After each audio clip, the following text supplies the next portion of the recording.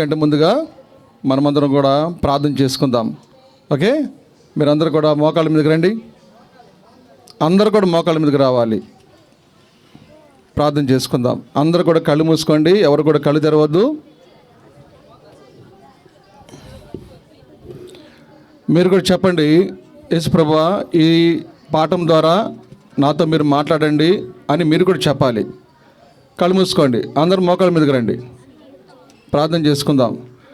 ప్రేమ కలిగిన మా తండ్రి, కృపా కనికరం కలిగిన మా ప్రియ పరలోకపు దేవా, మహోన్నతుడా, సర్వాధికారి, మీ ప్రియకుమారుడు మా రక్షకుడు యేసుక్రీస్తు ప్రభువారి అతి శ్రేష్టమైన పరిశుద్ధమైన నామున ఈ మధ్యాహ్నం వేళ మరొకసారి మీ పాదం చెంత సాగిలపడి మీ నామం స్తుతించి ఘనపరుస్తుంటున్నాం. శాలిమ ప్రార్థన మందిరం మీరు జ్ఞాపకం చేసుకొని ప్రేమించి దయలు తండ్రి వీబీఎస్ పరిచయను ప్రభా 4 దినాలు ప్రభా మీరు మీ కృపలో జ్ఞాపకం చేసుకొని నీ మహిమార్థమే జరిగించుకుంటూ వచ్చిన మీ ప్రేమకే మీకు ఎంతో వందనాలు. కనికం గల తండ్రి, 5వ దినాన్ని ప్రభా మీరు మమ్మల్ని ప్రవేశపెడుతూ వచ్చిన దాన్ని బట్టి మీకు ఎంతో వందనాలు. బిడ్డలు వారు నేర్చుకున్నటువంటి వాక్యములు ప్రభా, పాటలు, కథలు దయలు తండ్రి వారి హృదయంలో భద్రపరుచుకొని ప్రభా వారు మీ అందు నమ్మిక ఉంచి విశ్వాసం ఉంచి రక్షింపబడి ప్రభా తండ్రి మీ కృపలో వర్ధిల్లుటకు సహాయం చేయమని ప్రార్థిస్తుంటున్నాం. ఈ స్టోరీ చెప్తున్నటువంటి నేను కూడా ప్రభా అయోగ్యుని అపాత్రుడను, ఎన్నిక లేని వాడను, దయతో కనికరించి దయలు తండ్రి బిడ్డలకు అర్థమయ్యే విధానంలో చెప్పగలటకు నీ కృపను జ్ఞానాన్ని నాకు అనుగ్రహించమని ప్రభా సమస్తమును నీ మహిమార్థమే జరిగించుటకు సహాయం చేయమని ఘనమైన మీ నామను వందనాలు చేయించుకుంటూ యేసుక్రీస్తు ప్రభువారి శ్రేష్టమైన పరిశుద్ధమైన నామను స్తుతించి ప్రార్థించి అడిగి అడుచున్నాం తండ్రి, ఆమెన్. కూర్చోండి. చెప్పాను కదా, ఈ స్టోరీ పూర్తయ్యేంత వరకు కూడా మీరు మాట్లాడకుండా నిశ్శబ్దంగా చక్కగా వినాలి. అన్న ఇందాక చెప్పినట్లు యెహోషాపాతు రాజు గురించి ఎంత చక్కగా చెప్తాడు కదా, మీరందరూ కూడా చక్కగా విన్నారు. మాట్లాడకుండా మంచిది. అదేవిధంగా ఈ స్టోరీని కూడా బాగా వినండి. ఓకే, సరే. ప్రాముఖ్యంగా ఈ స్టోరీలో మెయిన్ క్యారెక్టర్స్ గురించి చెప్పుకుందామా? ఎవరెవరు చెప్పండి. అరిస్టాల్, టీఫామ్, రోజా, అట్లానే విక్టర్, ఇంకా తర్వాత పేరీ కదా, చిన్న బాబు పేరీ కూడా ఉన్నారు కదా, మెయిన్ క్యారెక్టర్స్ వీళ్ళందరూ కూడా. అయితే అరిస్టాల్ ఎవరు? టీఫామ్ వాళ్ళ డాడీగా కాదు, రోజా వాళ్ళ డాడీ కూడా కదా. అరిస్టాల్కి 2 కుమార్తెలు, ఒకరెవరు టీఫామ్, అలానే రోజా. అయితే అరిస్టాల్ తను ఎవరు అంటే తను మాంత్రికుడు కదా, మంత్ర విద్యలు నేర్చుకునేవాడు. మాంత్రికుడు ఎవరితో స్నేహం చేస్తాడు తెలుసా? దయ్యాలతో స్నేహం చేస్తాడు, దురాత్మలతోటి స్నేహం చేస్తాడు కదా. చూడడానికి చాలా భయంకరంగా ఉంటారు అటువంటి వ్యక్తులు. అయితే తనకి 2 కుమార్తెలను చెప్పుకుంటూ వచ్చాం, టీఫామ్, మరొకరు ఎవరు? రోజా. సరే, నిన్న మీరు విన్నటువంటి స్టోరీని ఒక క్లుప్తంగా 2 మాటలు నేను ముగిస్తాను. ఒకరోజు గార్డెన్లో రోజా, టీఫామ్ ఇద్దరు కూడా పనిచేస్తారు. అయితే రోజాకి ఒక బాబు ఉన్నాడని చెప్పాను కదా. సరే, రోజా వచ్చి టీఫామ్ తోటి అంటది, టీఫామ్ బాబుని జాగ్రత్తగా చూసుకో, నేను పనికి వెళ్తున్నాను అని చెప్పి తన బాబుని టీఫామ్కి అప్పగించి తను వెళ్ళిపోతుంది. అయితే తర్వాత జరిగినటువంటి పరిస్థితి ఏంటంటే, ఆ బాబు అనుకోకుండా అకస్మాత్తుగా ఒక నిప్పుల్లో పడతాడు. ఆడుకుంటూ నిప్పుల్లో పడిపోతాడు. నిప్పుల్లో పడితే మరి గాయం అవుతుంది కదా, కాలిపోతుంది కదా, శరీరం కాలిపోతుంది కదా. ఆ విధంగా కాలిపోయిన తర్వాత టీఫామ్ చూసి అయ్యో అని చెప్పి గబగబా ఆ బిడ్డను తీసుకొని ఎత్తుకుంటుంది. అప్పుడు వాళ్ళ మదరు ఎవరు? రోజా వచ్చి చూసి అయ్యో ఏంటి ఎలా కాలిపోయాడేంటి, ఎలా జరిగింది, నువ్వు చూసుకోలేదా అని టీఫామ్ని కాస్త గద్దిస్తుంది. అప్పుడు టీఫామ్ అంటది, అక్క లేదక్క, నేను కూడా పనిలోనే ఉన్నాను, నేను పొరపాటు చూసుకోలేదు అని చెప్పి పాపం ఇద్దరు బాధపడతారు. అప్పుడు టీఫామ్ అంటది, సరేనక్క, మనం దగ్గరలో ఉన్నటువంటి మిషనరీ హాస్పిటల్ ఉంది, అక్కడికి వెళ్దాం అని చెప్పింది. అంతే కదా, మనకి ఏదైనా దెబ్బలు తగిలినప్పుడు, ఏదైనా గాయాలైనప్పుడు, యాక్సిడెంట్ అయినప్పుడు మనకి ఎక్కడికి వెళ్ళాలి? మనం హాస్పిటల్కి వెళ్ళాలి. అలాగే టీఫామ్ కూడా తను హాస్పిటల్కి వెళ్దాం, దగ్గరలోనే మనకి మిషనరీ హాస్పిటల్ ఉంది అని చెప్తాడు. చెప్పినప్పుడు ఇద్దరు కూడా వెళ్ళడానికి ప్రయత్నం చేసినప్పుడు రోజా అంటది, నేను రాను, హాస్పిటల్కి అయితే నేను రాను అని రిజెక్ట్ చేస్తుంది. అట్లనే ఓరెస్టల్ కూడా అంటాడు, ఎందుకు హాస్పిటల్కి దేనికి, ఇంక వేరే హాస్పిటల్ దొరకలేదు నీకు, హాస్పిటల్కి ఏం వద్దు, వెళ్ళొద్దు అని చెప్పి చెప్తాడు. అయితే అప్పుడు టీఫామ్ అంటది, లేదు డాడీ, హాస్పిటల్ చాలా మంచి హాస్పిటల్, అక్కడ ఉన్న వారందరూ కూడా మిషనరీస్, ఓకేనా, దేవుని నమ్మినటువంటి వారు, సువార్తను చెప్తారు, మనకు చక్కగా హెల్ప్ చేస్తారు డాడీ అని చెప్తే, అప్పుడు ఓరెస్టల్ అంటాడు, ఏం టీఫామ్, నువ్వు కూడా సువార్త నమ్మావా, వాళ్ళు చెప్పే మాటలకు నువ్వు కూడా లోబడిపోయావా, యేసుప్రభు నమ్మావు నువ్వు అని చెప్పి తను గద్దిస్తాడు. అప్పుడు టీఫామ్ అంటది, అవును డాడీ, నేను యేసుప్రభుని నమ్మాను, ఎందుకంటే యేసుప్రభు నన్ను ప్రేమించాడు, నన్ను మాత్రమే కాదు డాడీ, అందరిని కూడా ప్రేమించేవాడు కదా, బైబిల్ గ్రంథం అదే చెప్తుంది కదా, యేసుక్రీస్తు, చెప్పండి నాతో పాటు చెప్పండి, యేసుక్రీస్తు అందరికీ ప్రభువు. నేను చెప్పే మాటలు ప్రతి ఒక్కళ్ళు ఆఖరణ ఉన్నటువంటి బాబుతో సహా అందరు చెప్పాలి, యేసుక్రీస్తు అందరికీ ప్రభువు. మీ అందరి దగ్గర బైబిల్ ఉన్నాయా? ఎంతమంది దగ్గర ఉన్నా ఒకసారి చూపించండి. అందరి దగ్గర బైబిల్స్ పెట్టుకోవాలి, లేకపోతే అంకుల్ని అడగండి, బైబిల్స్ ఇస్తారు. ఓకే, దించండి. అయితే ఇప్పుడు టీఫామ్ ఏం చెప్తుంది, అందరికీ ప్రభుయే డాడీ, యేసు ప్రభు నాకొక్కడికి దేవుడు కాదు, ఆయన అందరికీ ప్రభు, అంతే కదా, దేవుడు అనేవాడు అందరికీ కూడా ఒకటే ఉండాలి కదా, కాబట్టి అందరినీ ప్రేమిస్తాడు ఆయన అని చెప్పి తను బ్రతిమలాడుకుంటుంది, డాడీ వెళ్ళనియండి డాడీ, కనీసం వాళ్ళు వెళ్తే మంచి ట్రీట్మెంట్ దొరుకుతుంది డాడీ అని చెప్పి. అంటే అరెస్టులు అంటాడు కోపంతో, నువ్వు కనుక వెళ్ళావో, నువ్వు అంటే రోజా అని తిడతాడు అనమాట, రోజా నువ్వు కనుక హాస్పిటల్కి వెళ్ళావంటే నువ్వు నీ బిడ్డ చచ్చిపోతారు అని చెప్పి వార్నింగ్ ఇస్తాడు. వార్నింగ్ ఇచ్చి తను వెళ్ళిపోతాడు. ఎవరు? ఓరెస్టల్ వెళ్ళిపోతాడు. ఓకే, సరే, తర్వాత తను కూడా వెళ్ళదు. సరే, వీళ్ళు ఇంకా టీఫామ్ తన ఇంటికి వెళ్ళిపోతుంది. ఆ తర్వాత ఓరెస్టల్ ఏం చేస్తాడంటే, ఆ టీఫామ్ దగ్గర ఉన్నటువంటి బైబిల్ ఉంటుంది, అంటే తను గ్రానీ, తన అమ్మమ్మ ఒక బైబిల్ ఇస్తుంది తనకి, టీఫామ్కి. ఆ బైబిల్లో నుంచి కొన్ని వర్సెస్ చూపించి, డాడీ ఇదిగో దేవుడు నన్ను ప్రేమిస్తున్నాడు, నిన్ను కూడా ప్రేమిస్తున్నాడు, మనందరి కొరకే కదా ఆయన కల్వరిలో ప్రాణం పెట్టింది అని తన తండ్రిని బతిమలాడుతుంది అనమాట. అప్పుడు ఓరెస్టల్ ఏం చేస్తాడంటే, తన తండ్రి ఆ బైబిల్ లాక్కొని ఏం చేస్తాడు తెలుసా, ముక్కలుగా చించి పారేస్తాడు. దేన్ని? చూడండి ఎలా ముక్కలుగా చించేశాడు, చూసారా? ఆఖరిన లాస్ట్న బాయ్స్ చూడాలి, ముక్కలుగా చూడండి, బైబిల్ని చించేసి ఎట్లా పడేస్తున్నాడు కదా. ఎంతో పాపం చేస్తున్నాడు కదా ఓరెస్టల్. ఎందుకనంటే తను మాంత్రికుడు, మంత్ర విద్యలు మాత్రమే నమ్ముతాడు, ఇంకెవరిని కూడా తను నమ్మడం అనమాట. సరే, అలా జరిగిన తర్వాత మరుసటి రోజు టీఫామ్ ఏం చేస్తాంటే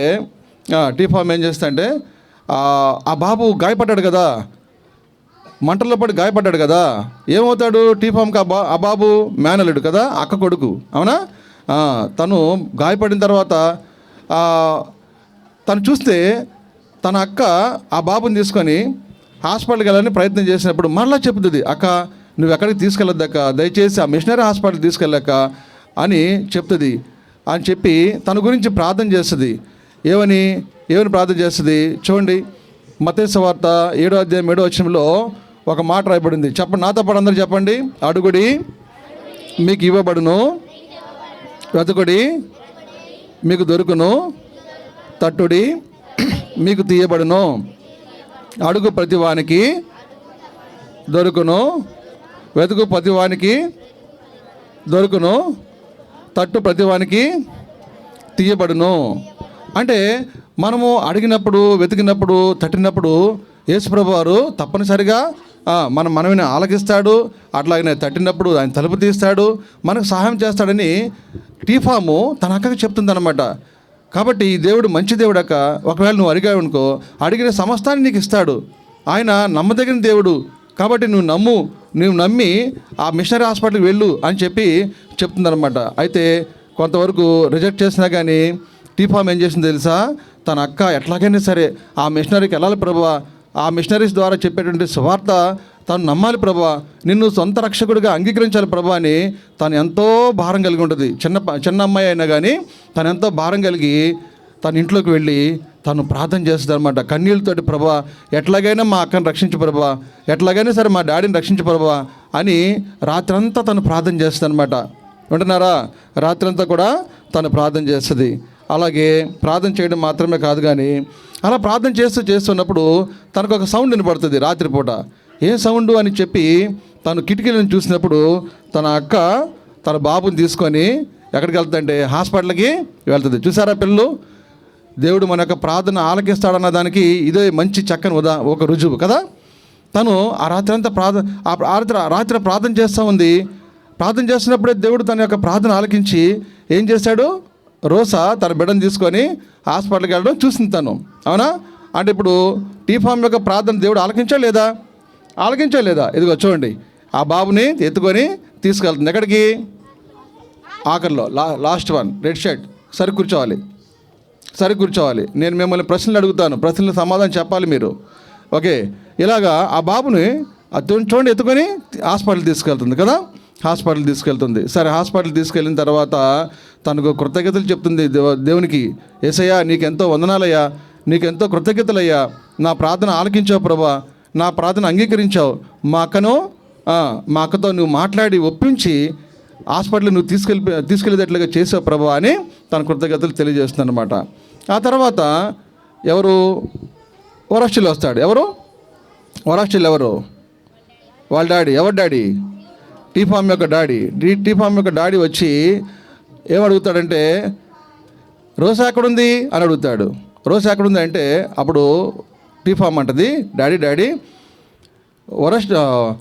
రోజా మిషనరీ హాస్పిటల్కి వెళ్ళింది డాడీ అంటాడు. అదేంటి, నేను వెళ్దాం చెప్పాను కదా, చెప్పి వెళ్ళిపోయాను కదా, నేను మళ్ళీ ఎందుకు వెళ్ళింతాను అని చెప్పి నేనే వెనక్కి తీసుకొస్తానని చెప్పి తను బయలుదేరడానికి వెళ్తున్నప్పుడు, డాడీ ఒక్క నిమిషం డాడీ, నేను చెప్పిన మాటలు ఒక 2 నిమిషాలు వినండి అని చెప్పి చెప్తుంది. ఏంటి చెప్పు, ఏం చెప్తావు నాకు అన్నప్పుడు, డాడీ తను వెళ్ళింది మిషనరీ హాస్పిటల్కి. మిషనరీ హాస్పిటల్ ఎవరుంటారో తెలుసా?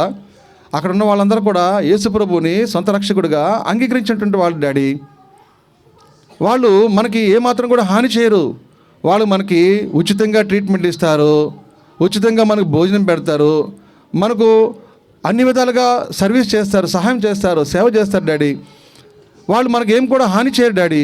దయచేసి నా మాట విను, నువ్వు కూడా యేసుప్రభుని నమ్ముకో, నువ్వు కూడా యేసుప్రభుని సొంత రక్షకుడిగా నీ హృదయంలోకి అంగీకరించు అని తను ఎంతగానో ఏం చేస్తాడంటే భుజం మీద చేసి తన డాడీని ఎంతో బతిలాడుకుంటూ ఉంటుంది. చూడండి తన డాడీని ఎంత బతిలాడుతుందో. డాడీ నువ్వు యేసుప్రభుని నమ్ముకోవాలి డాడీ, ఓకేనా, మంత్ర విద్యలు వదిలిపెట్టాలి డాడీ అని చెప్పి ఎంతో బతిలాడుతుంది కదా. నిజంగా యేసుప్రభు యొక్క ప్రేమను ఎవరైతే పొందుకుంటారో నిజంగా వాళ్ళు ఊరికే ఉండరు తెలుసా. వాళ్ళు అటువంటి వాళ్ళు ఊరికే ఉండరు. ఎవరో ఒకరికి యేసుప్రభు గురించి చెప్తూనే ఉంటారు. యేసుప్రభుని అంగీకరించండి, మీరు రక్షించబడాలని ఎవరికొకరు చెప్తూనే ఉంటారు. అలాగే ఇక్కడ టీఫామ్ కూడా ఎవరికి చెప్తుంది? ఇప్పుడు ఇక్కడ ఎవరికి చెప్తుంది? వాళ్ళ డాడీకి చెప్తుంది, డాడీ నువ్వు కూడా నమ్ముకో డాడీ అని. అయితే వాళ్ళ డాడీ అంటాడు, ఏమ్మా నా సంగతి నీకు తెలుసు కదా, నేనేమో దెయ్యాలతో తిరిగేవాడిని. ఎవరితోటి? దెయ్యాలతో తిరిగేవాడిని. దురాత్మలతో నేను ఎప్పుడు కూడా సహవాసం చేసేవాడిని. ఎవరితోటి? వరాష్ట్రుల యొక్క సహవాసం, ఫ్రెండ్షిప్ ఎవరితోటి? దయ్యాలతోటి, దురాత్మలతోటి సహవాసం. నేను ఎంత భయంకరమైన పాపినో నీకు తెలుసు కదా. మరి అట్లాంటప్పుడు నేను ఎట్లాగా దేవుని నమ్మగలను? నాకు కూడా మనసులో ఉంది, నేను కూడా ఒక సత్యదేవుని తెలుసుకోవాలనేటువంటి నమ్మకం నాకు ఉంది. కానీ అమ్మా నాకు కొంచెం టైం కావాలమ్మా, ఆ తర్వాత నేను తప్పనిసరిగా నేను యేసుప్రభు నమ్ముకుంటాను అని తనకు టీఫామ్కి చెప్తాడు కదా. అలా చెప్తున్నప్పుడు వెంటనే ఏం చేయాలి? రక్షింపబడాలి. తర్వాత మనం ఏం చేయాలి? వాయిదా ఇవ్వకూడదు కదా. మీ జీవితాల్లో కూడా యేసుప్రభు మాటలు మీ దగ్గరికి వస్తుంటున్నప్పుడు మంచి మనసుతో అంగీకరిస్తే మీరందరూ కూడా దేవుని బిడ్డలు అవుతారు. లేదనుకోండి, ఇప్పుడే ఉందిలేరా, మన 6th క్లాస్ రా, అరే మన 8th క్లాస్ రా, మన 10th క్లాస్ రా, ఈ అంకులు ఇలాగే చెప్తూ ఉంటారు. అబ్బో వాళ్ళకి చాలా వయసు అయిపోయింది, ఓకే మనకి ఇంకా ఎంజాయ్ చేయాల్సిన టైం చాలా ఉంది కదా, ఆ తర్వాత చూద్దాంలే, ఆ తర్వాత యేసుప్రభు ఉంటాడు కదా అప్పుడు నమ్ముకుందాంలే అని అనుకొని వాయిదా వేస్తే రేపటి రోజు మనకి మరుక్షణం ఏం జరుగుతుందో తెలుసా? నీకు తెలుసా? పాప నీకు తెలుసా? ఎవరికి తెలియదు, నాకు కూడా తెలియదు. మరుసటి క్షణం ఏమవుతుందో తెలియదు. ఇక్కడి నుంచి ఒకవేళ ఇంట్లో నుంచి బయటకు వెళ్తే ఎవరు ఎట్లా ఉంటారో తెలియదు కదా. ఈరోజు కనపడేవాడు రేపటి కనపడ్డు కదా. మనం అంటాం, అరే అంకుల్ నిన్నే కదా నాకు కనపడింది, ఈలోపే చచ్చిపోయాడు ఏంటి, అయ్యో అని మనం బాధపడతాం కదా. అవునా కదా? ఇట్లాంటి సందర్భం ఎప్పుడైనా విన్నారా మీరు కదా? మరి సమయం వచ్చినప్పుడు ఏం చేయాలంటే, సమయం వచ్చినప్పుడే యేసు ప్రభుని సొంత రక్షకుడిగా అంగీకరించాలి. ఇక్కడ మరి వరస్టలు అంగీకరించాడా? అంగీకరించాలి. నాకు కొంత సమయం కావాలమ్మా అని టీఫామ్తో చెప్తున్నాడు. సరే, అట్లా చెప్పిన తర్వాత తను వెళ్ళిపోతాడు. ఆ తర్వాత జరిగినటువంటి పరిస్థితి ఏంటంటే, ఇలా చూడండి, ఇట్లా బతిమలాడుతుంది కదా, చూపించాను కదా మీకు. ఇలా తన ఫాదర్ని, వరస్టాల్ని బతిమలాడుతూ చెప్తుందన్నమాట. యేసుప్రభు గురించి తను చెప్తుంది.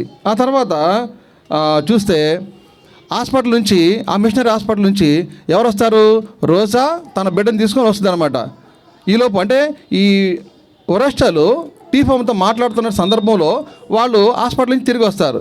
హాస్పిటల్ నుంచి తిరిగి వచ్చిన తర్వాత వరస్టాలు చూస్తే ఆ బాబు చక్కగా ఆరోగ్యంగా ఉంటాడు. ఏంటమ్మా, ఆ బాబు తగ్గిపోయిందా? బాగా ఆరోగ్యంగా ఉన్నాడా అంటే, అప్పుడు రోజా అంటది, అవును డాడీ, నిజమే. నేను అక్కడికి వెళ్ళిన తర్వాత వాళ్ళు నాకు సువార్త చెప్పారు, యేసుప్రభు గురించి నాకు పరిచయం చేశారు డాడీ. నిజంగా యేసుప్రభు ఎంత మంచి దేవుడో, నిజంగా ఆయన అడిగింది ఏది కూడా కాదండి డాడీ అని నేను నమ్మాను అనగానే, అమ్మయ్య, నువ్వు కూడా నమ్మేశావా? ఈ టీఫామ్ నమ్మింది, నువ్వు కూడా నమ్మేశావా అని చెప్పి వరస్టాలు కాస్త చిరాకు పడతాడు. ఏదైనప్పుడు కూడా వరస్టాలు అనుకుంటాడు ఏంటంటే, పోన్లే, నా కూతురు బాగుపడింది కదా, నా కూతురు ఆరోగ్యంగా ఉంది, అట్లాగే నా మనవడు కూడా ఆరోగ్యంగా ఉన్నాడు అని చెప్పేసి తను అనుకుంటాడు. సరే, వెళ్ళిపోయిన తర్వాత మరలా ఇంకొక సందర్భంలో చూడండి, తనకి వరస్టల్కి ఒక మొక్కజొన్న పంట ఉంటుంది. మొక్కజొన్న తెలుసా మీకు? కార్న్ ఫీల్డ్ అంటాం కదా మనం.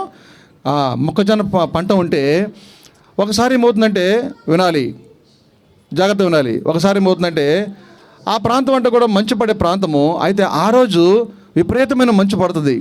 విపరీతమైన మంచు పడినప్పుడు మరి ఆ పంట పొలం అంతా కూడా మంచుతో కప్పబడి ఉంటుందా లేదా? చెప్పాలి, నాకు ఆన్సర్ చెప్పాలి. మంచుతోటి మునిగిపోతుంది కదా పంట అంతా. పంట మునిగిపోయినప్పుడు మరి ఆ పొలంలో ఉంటే పంట మన చేతికి వస్తుందా? రాదు కదా. పంట నష్టపోవాల్సిందే కదా. అవును, అప్పుడు పంట నష్టపోతే ఏమవుతుంది? మనం తినడానికి ఆహారం ఉండదు కదా. అట్లాగే జరిగింది. వరస్టాలు అనుకున్నాడు. ఏమంటున్నాడు తెలుసా? ఇప్పుడు టీఫామ్ దగ్గరికి వచ్చి, టీఫామ్, నీ దేవుడు అయితే పెద్ద గొప్ప దేవుడు అన్నావు కదా, నువ్వు నమ్ముకున్నావు కదా దేవుడిని, ఇప్పుడు చూడు ఏమైందో. పొలంలో అంతా కూడా ఎంత మంచు పడిందో చూడు. మంచుతో నిండిపోతే మనం ఆహారం ఎట్లా తింటాం? సంవత్సరం అంతా మనం పస్తులు పడి ఉండాలా అని చెప్పి తను గద్దించి ఏమంటాడంటే, సరే పద, కొండకి వెళ్ళి మనం ఆహారం తెచ్చుకుందాం అని చెప్పి ఆ కొండ ఎక్కుతారు ఇద్దరు కూడా. ఎవరిద్దరు? వరస్టల్, టీఫామ్. అవునా? ఇద్దరు కూడా కొండ ఎక్కుతారనమాట. కొండ ఎక్కుతా ఉండే గప్పకను జారి పడిపోతారు. ఎవరు? వరస్టాలు జారి పడిపోయి పాపం కాలికి దెబ్బ తగులుద్ది. అయినా గాను మరి సంవత్సరం అంతా తిండి కావాలి కదా, సంవత్సరం కాకపోయినా కానీ కనీసం 2-3 రోజుల కొరకైనా మన ఆహారం కావాలి కదా, దానికోసం ఎక్కాల్సిందే కదా. అలాగే ఎక్కుతున్నారన్నమాట.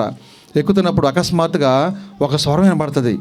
ఒక స్వరం వినప్పుడు ఎవరు పిలిచేది అని చూస్తే అక్కడ టీఫామ్ తప్ప ఎవరు ఉండరు. ఎవరు వెనక్కి తిరిగి చూసినప్పుడు అక్కడ కింద నుంచి ఎవరంటే విక్టర్ అనేటువంటి మిషనరీ పిలుస్తాడనమాట. ఓకేనా? విక్టర్ అనేటువంటి మిషనరీ, ఆయన దేవుని సేవకుడు కదా. అవునా? దేవుని యొక్క సువార్త చెప్తాడు. అవునా? యేసుప్రభుని పరిచయం చేస్తారు, యేసుప్రభు యొక్క సేవ చేస్తారు వాళ్ళు.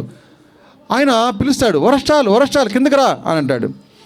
ఎందుకు నన్ను పిలుస్తున్నాడు అని చెప్పి ఇద్దరు కూడా కిందకు వస్తారు. ఏ పాప వినాలి, కిందకు వస్తారు. ఏంటి చెప్పండి అంటే, అప్పుడు విక్టర్ అంటాడు, నేను తెలుసుకున్నది ఏంటంటే, మీ పొలము మంచుతో కప్పబడిందని విన్నాను, మీ పంట అంతా కూడా పాడైపోయిందని విన్నాను, కాబట్టి సంవత్సరం తగినటువంటి ఆ యొక్క పంటను, ఆ యొక్క ఆహారాన్ని నేను మీ కొరకు సిద్ధపరిచాం అని చెప్తాడు. చెప్పగానే అప్పుడు టీఫాము వెంటనే, చూసారా డాడీ, నేను చెప్పాను లేదా, మిషనరీసు మనకు ఎంత సేవ చేస్తుంది చెప్పాను కదా. ఎవరు సేవ చేయగలరు అంటే, ఎవరైతే యేసుప్రభుని అంగీకరించారో వారు మాత్రమే ఈ సేవ చేయగలరు. యేసుప్రభుని ఎవరైతే ప్రేమించేవారుగా ఉంటారో అటువారు మాత్రమే మనకు సేవ చేయగలరు డాడీ. అంతేగాని ఈ లోకంలో యేసుప్రభుని నమ్మకుండా ఉండేవాళ్ళు ఎవరైతే ఉన్నారో వాళ్ళు మనల్ని ఎంత మాత్రం కూడా ప్రేమించరు డాడీ అని చెప్తుంది అనమాట. అప్పుడు చెప్పినప్పుడు, లేదు డాడీ, నువ్వు తప్పనిసరిగా తీసుకోవాలి అని బతిమలాడుతుంది. అప్పుడు వరస్టాలు ఊరుకుంటా అనుకున్నారా? ఊరుకోడు. టీఫామ్, నా మాట వింటావే, నువ్వు ఆ ఫుడ్ నువ్వు తీసుకోకూడదు, ఎట్టి పరిస్థితుల్లో నువ్వు ఆ ఫుడ్ని తీసుకోకూడదు అని చెప్పి వాళ్ళని తిరస్కరిస్తాడు. వాళ్ళు ఏం చేస్తాడు? తిరస్కరిస్తాడు. చూడండి, పోండి అని చెప్పి తిరస్కరిస్తాడు. చూసారా? నిజంగా మంచి చేసేవాళ్ళు దగ్గరికి వచ్చినప్పుడు మనం తిరస్కరిస్తే అది మంచిదేనా? మంచిదేనా? కాదు కదా. మీకు హెల్ప్ చేస్తారా బాబు అని ఎవరైనా వచ్చినప్పుడు పావాయా నువ్వేంటి మాకు హెల్ప్ చేసేదని ఎవరైనా అంటారా? చూడండి, ఇది ఏమంటాం మనం దీనికి? మూర్ఖత్వం అంటాం లేదా? దీన్ని ఏమంటాం మనం? అంత అంత మూర్ఖంగా వరస్టలు ప్రవర్తిస్తాడని ఇక్కడ ఈ పిక్చర్ మన ద్వారా మనకి జ్ఞాపకం చేయబడుతుంది. కాబట్టి తను టీఫామ్ వచ్చి చెప్తుందనమాట, డాడీ చూడండి డాడీ, కనీసం ఈ యొక్క ఆహారం తీసుకోండి, తినండి అని అంటే అప్పుడు ఏమంటాడు తెలుసా? చూడండి ఏమంటాడంటే, వరస్టాల్ క్షమించండి టీఫామ్, నీకు ఇంకో విషయం తెలుసా? వీళ్ళందరూ కూడా మనల్ని చంపడానికే ప్రయత్నాలు చేస్తారు, మీకు ఆ విషయం తెలీదు టీఫామ్ అని అంటాడు. నిజమా డాడీ, మనం చంపడానికి ప్రయత్నం చేస్తారా? అవునమ్మా, మనందరం కూడా చంపడానికే ఆ ఆహారంలో విషం కలిపి మనకి ఇస్తారు, నీకు ఆ విషయం తెలియదు అంటాడు. లేదు డాడీ, లేదు డాడీ, మీరు పొరపడుతున్నారు, అట్లా ఎప్పుడు కూడా చేయరు. అట్లా చేసేటట్లయితే అంతకుముందు మేము హాస్పిటల్కి వెళ్ళాం కదా, మిషనరీ హాస్పిటల్కి వెళ్ళాం కదా, వాళ్ళు మాకు ట్రీట్మెంట్ ఇచ్చారు కదా, వాళ్ళు మాకు భోజనం పెట్టారు కదా, మరి మేము చనిపోయే వాళ్ళమైతే అప్పుడే చనిపోవాలి కదా. అవునా కదా, చెప్పండి, అప్పుడే చనిపోయేవాళ్ళం కదా మనం మరి ఇంకా బతుకున్నామే అంటే, ఇంకా బతుకున్నామంటే దాని అర్థం ఏంటి? మిషనరీసు మనల్ని ఏమాత్రం కూడా చంపరు, మనకి హాని చెయ్యరు, మనకి మేలే చేస్తారు, మనకు సహాయం చేస్తారు, మనకు సేవ చేస్తారు. దాని కొరకే వాళ్ళు ఉన్నది. యేసు ప్రభువు అందుకని వాళ్ళని రక్షించుకున్నాడు అని టీఫామ్ చెప్తే కనీసం తను ఏమాత్రం కూడా అంగీకరించడు, తను తిరస్కరిస్తాడు, దాన్ని కూడా తిరస్కరిస్తాడు.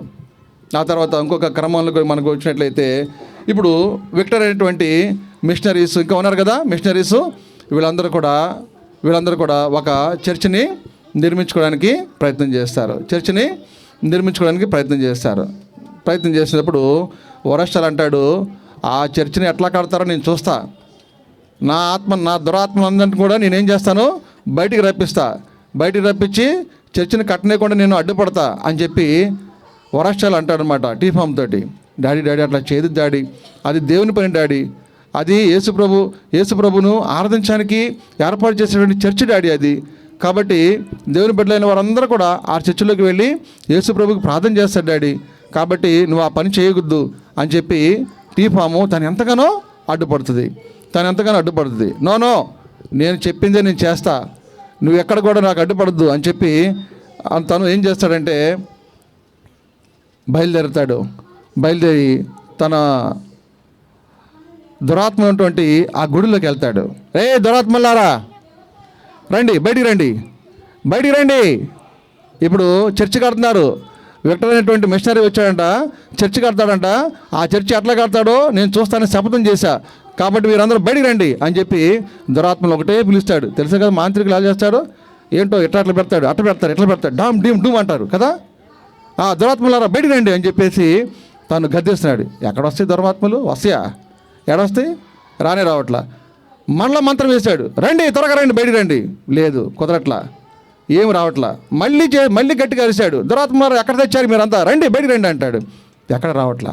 ఇదేంటి చాలా విచిత్రంగా ఉంది, ఎంతమంది దురాత్మలతో నేను స్నేహం చేశానే, ఏంటి ఒక్క దురాత్మ కూడా, ఒక్క దెయ్యం కూడా నా దగ్గర రావట్లేదు అంటే, ఇప్పుడు కట్టేది ఏంటది? చర్చి. కట్టేది ఏంటిది? చర్చి. అది ఎవరికి సంబంధించింది? అది దేవునికి సంబంధించిన దాన్ని పాడు చేస్తే దేవుడు ఊరుకుంటాడా? ఎవరైనా దెయ్యాలు వస్తాయా? ఆ పరిసర ప్రాంతాల్లో ఒక్కటి కూడా రాదు కదా. ఇప్పుడు ఎన్ని మంత్రాలు చదువుతున్నాడు మనోడు, అనేకమైన మంత్రాలు చదువుతున్నారు. వైలెట్ కలర్ టీ షర్ట్ ఇటు వినండి ఒక 2 నిమిషాలు. దురాత్మ పిలుస్తున్నాడు, ఒక్కడ కూడా రావట్లా. ఇదేంట్రా, చాలా విచిత్రంగా ఉంది. నేను ఎంతోమంది మంత్రాలు వేశాను, ఎంతోమందిని కూడా నేను చాలా పాడు చేశాను, అలా చేశాను, ఇలా చేశాను. ఈరోజు ఏంటి నేను పిలిస్తే ఒక్క దురాత్మ కూడా రావడం లేదు అని ఆశ్చర్యపోతాడు తను. అయితే లాభం లేదు, నేను ఒక పని చేస్తా, నేనే స్వయంగా కాగడ తీసుకొని నిప్పంటిచ్చేస్తా అని చెప్పేసి ఆ కడుతున్నటువంటి మందిరం దగ్గరికి వెళ్ళి ఆ కాగడ తీసుకొని బయలుదేరతాడు. ఇక చూడండి, ఆ కాగడ తీసుకొని బయలుదేరతాడు. ఏం చేయడానికి బయలుదేరతాడు? చూడండి, ఆ కాగడ వెలుగుతున్నటువంటి ఆ కాగడ తీసుకొని బయలుదేరతాడు ఆ చర్చిని తగలబెడదామని. తగలబెట్టినప్పుడు వెంటనే మరొక చెయ్యిని చూడండి అక్కడ, మరొక చెయ్యిని చూడండి అక్కడ పక్కన పట్టుకున్నట్టు ఉంది చూసారా? ఆ చెయ్యి ఎవరిదంటే విక్టర్ యొక్క చెయ్యి, ఒక మిషనరీ యొక్క చెయ్యి. వెంటనే చెయ్యి పట్టుకున్నాడు. ఇట్లా చెయ్యి పట్టుకోగానే తనకేదో ఒక శక్తి ఆవరించినట్లుగా అయిపోతుంది. తను ఇంకా సొమ్మసిలిపోయి నీరసించిపోయి కింద పడిపోతాడు. అరే ఏంటి నాలో అదో రకమైనటువంటి శక్తి నాలో వచ్చిందే అని చెప్పి తను ఆశ్చర్యపోయి తనకున్నటువంటి ఆ భారం అంతా ఏదో దిగిపోయినట్లుగా తను ఫీల్ అవుతాడు. అరే చాలా అద్భుతంగా ఉంది, చాలా ఆశ్చర్యంగా ఉంది అని చెప్పి ఫీల్ అవుతాడు. తను కింద పడిపోతాడు. కింద పడి మూర్ఛలిపోయిన తర్వాత విక్టర్ తను లేపుతాడు, నీళ్లు కొట్టి ముఖం మీద నీళ్లు కొట్టి పైకి లేపుతాడు. లేపిన తర్వాత ఇప్పటికైనా అర్థమైందా వరస్టాల్, ఇప్పటికైనా అర్థమైందా దేవుని యొక్క శక్తి అంటే ఏంటో, దేవుని యొక్క పవర్ అంటే ఏంటో అర్థమైంది నీకు? God is powerful God. చెప్పండి, God is, Satan is powerless God. చెప్పండి, సాటన్ ఈజ్ దురాత్మలు శక్తి లేనివి, దేవుడు శక్తి లేనటువంటి దేవుడు మన దేవుడు. ఇప్పటికైనా సరే విరాష్ట్రాల్, ఇప్పటికైనా సరే ఏం పర్వాలేదు, నీ పాపాలను ఒప్పుకో, ఇప్పుడు దాకా నువ్వు చేసినట్టు పాపాలను ఒప్పుకో, నిన్ను క్షమిస్తాడు అని చెప్పి వరస్టాల్ని బతిలాడతాడు విక్టర్ కదా. మనం కూడా పాపం చేస్తే పాపాన్ని బట్టి కూడా ఒక జీతం ఉంది. ప్రేమని బిడ్డలారా వినండి, పాపం చేస్తే దానికి కూడా ఒక ప్రతిఫలం ఉంది కదా. యోహాను సువార్త 14వ అధ్యాయం 6వ వచనంలో ఒక వాక్యం రాయబడింది. చెప్పండి ఇప్పుడు, క్షమించండి, రోమిలు రాసిన పత్రిక 23వ అధ్యాయం 6వ వచనంలో రాయబడింది. చెప్పండి, నాతో పాటు అందరూ చెప్పండి. మనము మన పాపమును చేసిన యెడల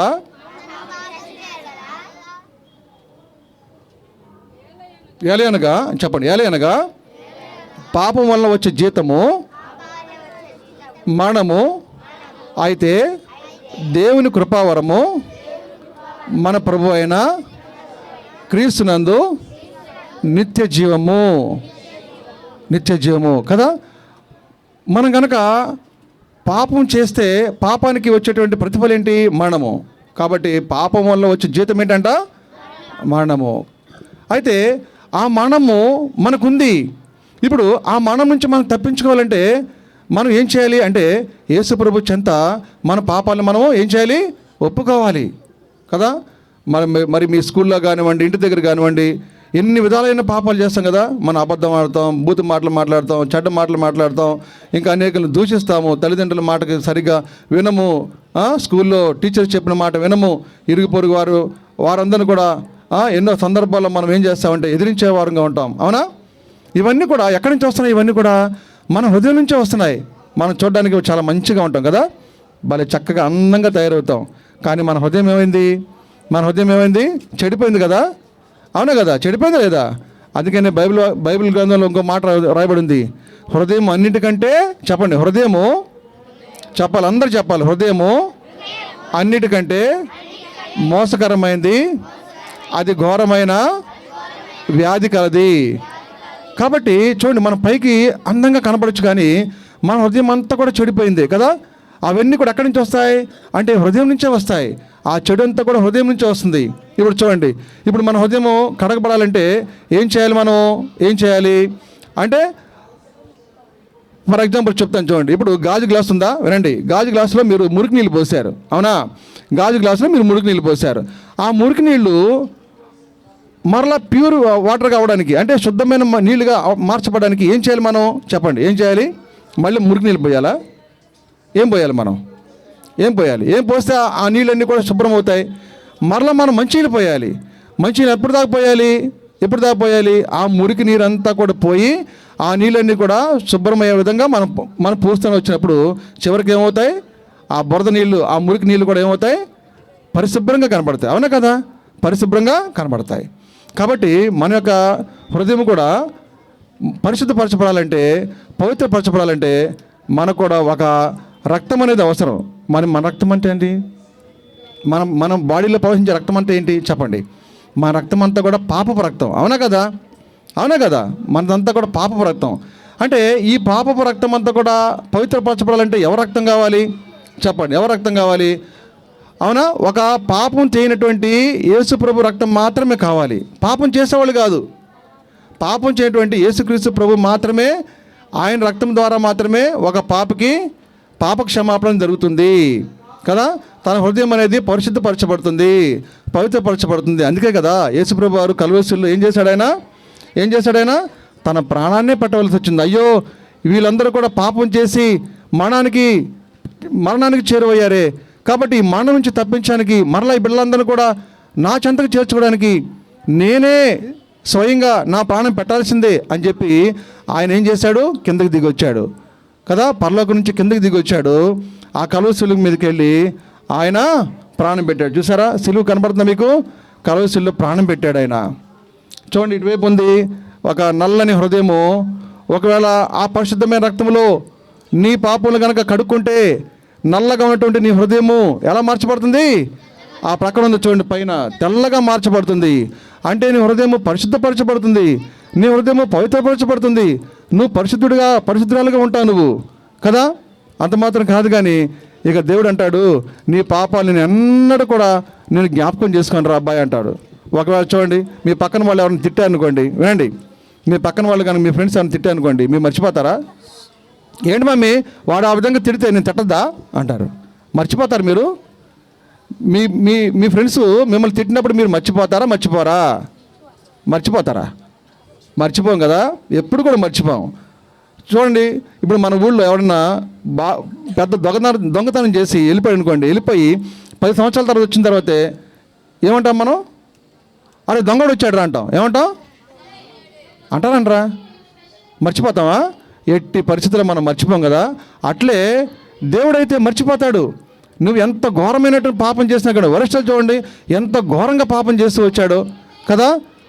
అయినప్పుడు కూడా విక్టర్ చెప్పినట్లుగా, వరస్టాల్ నువ్వెంత ఘోర పాపం అయినప్పుడు కూడా నువ్వు కనుక ఇప్పుడు ఈ క్షణంలో యేసు ప్రభువుని కనుక నువ్వు అంగీకరించినట్లయితే ఆయన నీ పాపాలు ఎన్నడూ కూడా జ్ఞాపకం చేసుకోండు. అదే కదా 1 యోహాను పత్రిక 1వ అధ్యాయం 9వ వచనం రాయబడింది.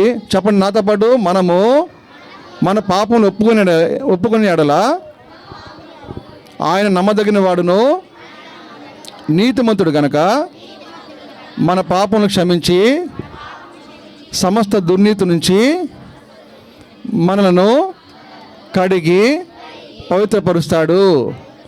కాబట్టి మనం ఇప్పుడు చూడండి, మీరు ఇప్పటి వరకు మీరు ఎంత పాపం చేసినా పర్లేదు.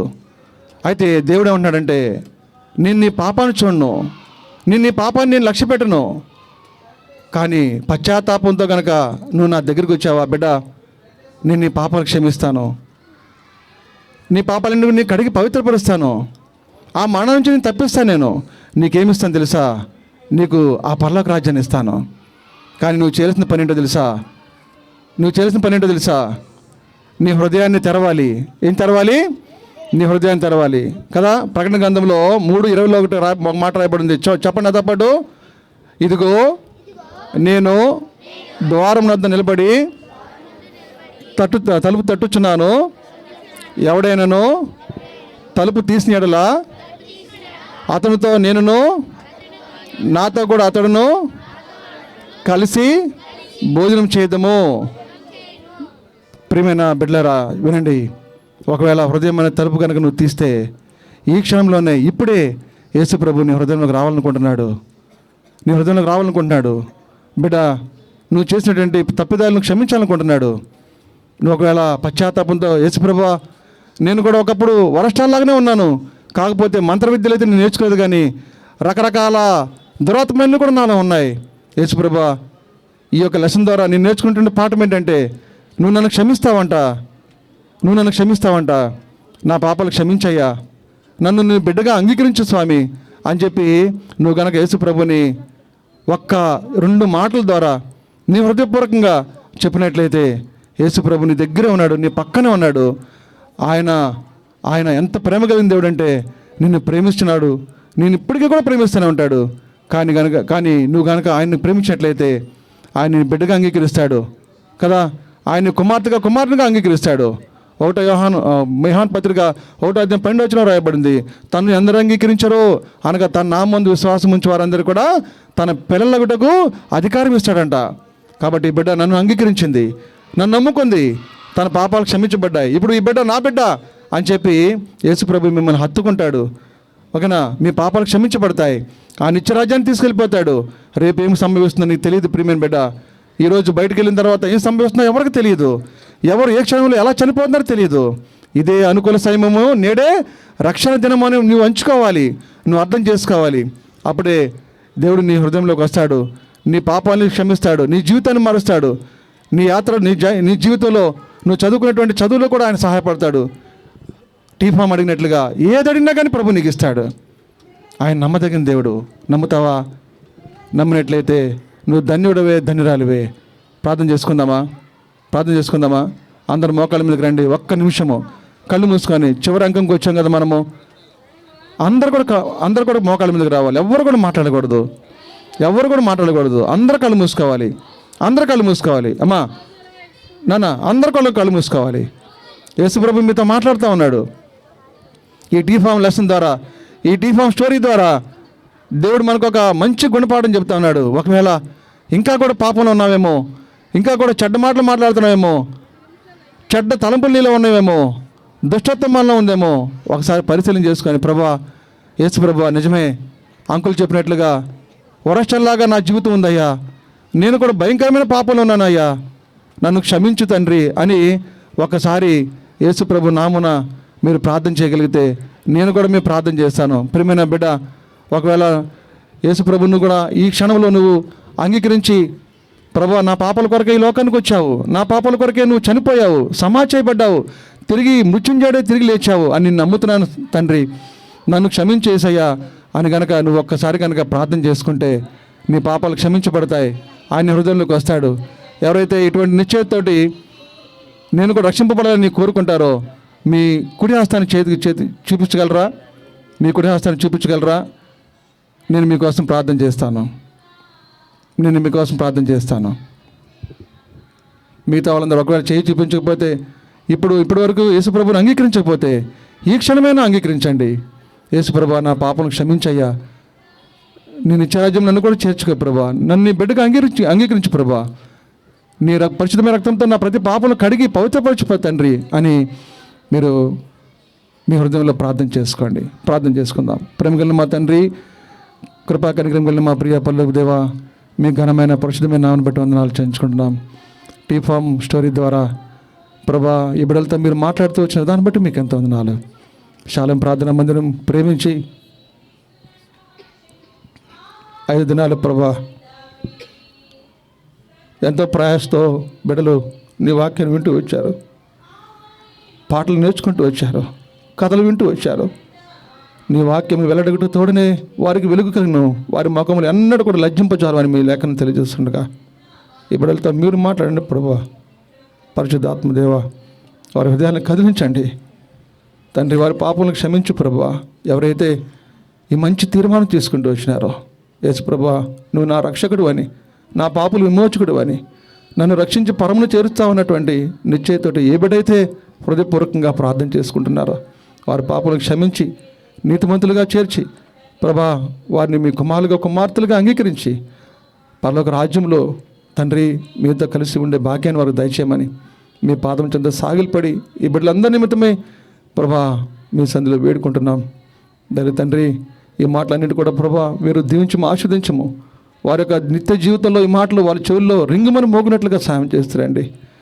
ఈ మాటని వారి హృదయమైన పలకల మీద లిఖించుకోవడానికి సహాయం చేస్తారండి. వారి జీవితంలో ఎన్నడూ కూడా మర్చిపోకుండా సహాయం చేస్తారండి. బాలుడు నడవలసిన త్రోవను వారికి నేర్పము, పెద్దవాడైనప్పుడు దాని నుంచి తొలగిపోవడం మీరు సెలవు ఇచ్చారు ప్రభా. మీరు సెలవు ఇచ్చిన మాటల ప్రకారంగా ప్రభా మీ మార్గంలో నడిపించడానికి మమ్మల్ని మీరు సంశుద్ధులు చేసేందుకు మీకు ఎంతో వందనాలు చెల్లించుకున్నాం ప్రభా. ఈ పరిచయం నీరు కట్టి ఫలింపజేస్తారండి.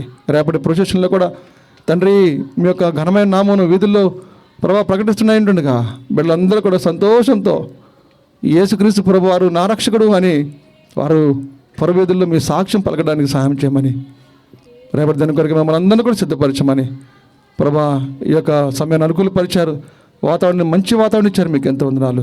ఘనమైన మీ నామను వందనాలు చేయించుకుంటూ సమస్త మహిమ ఘనత ప్రభా మీకు మాత్రమే ఆరోపించుకుంటూ యేసుక్రీస్తు ప్రభు వారి శ్రేష్టమైన ఘనమైన నామను స్తుతించి ప్రార్థించి అడిగాం తండ్రి. ఆమెన్.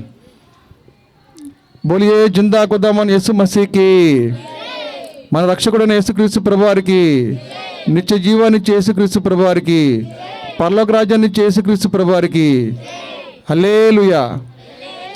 ఇప్పుడు కూర్చోండి.